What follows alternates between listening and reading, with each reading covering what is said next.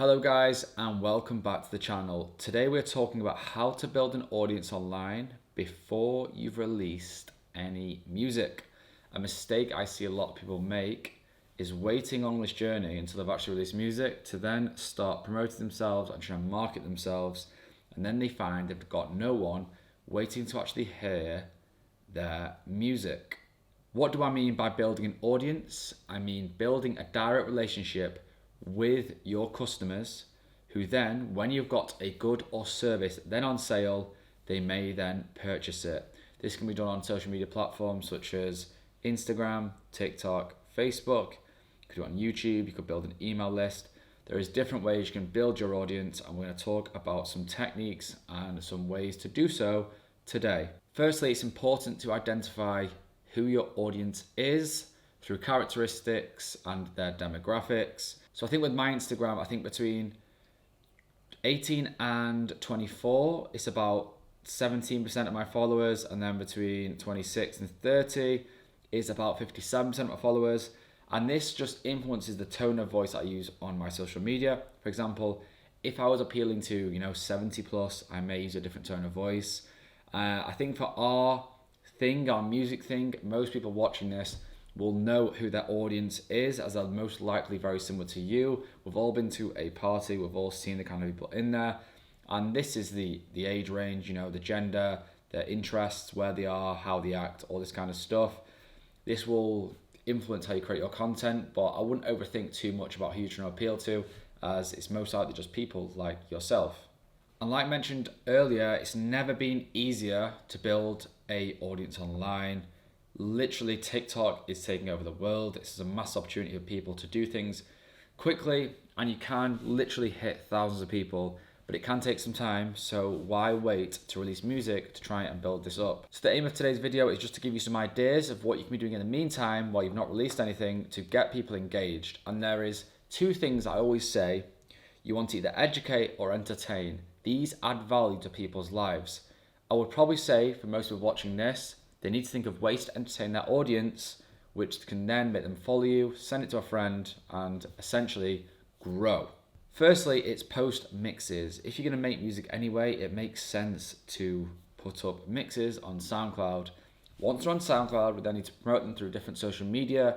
We could put them on Instagram. We could have a screen recording of different tracks from the mix. We could share a track list from the mix. We could do a talking video, talking to your followers about why they should listen to your mix, and ultimately trying to create something which people then like, they tell a friend, and they share it on.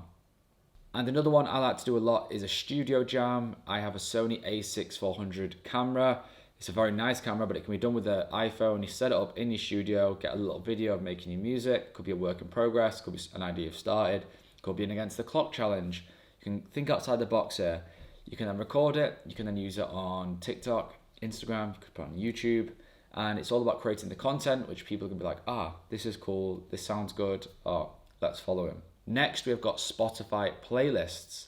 This is probably a bit of a different one, but what you could do is you could, over time, build this playlist with some of your favorite house bangers. I'm sure you're going to be the DJ of the group. Your friends might be like, need some new music to listen to in the gym, at the pre-party, at the after-party. And if you've got this playlist that you can give to people, you can, one, build up followers on your Spotify, but you could share that playlist on Instagram, people then to check out. And I've seen on TikTok now, a lot of people using the TikTok to promote their Spotify playlists.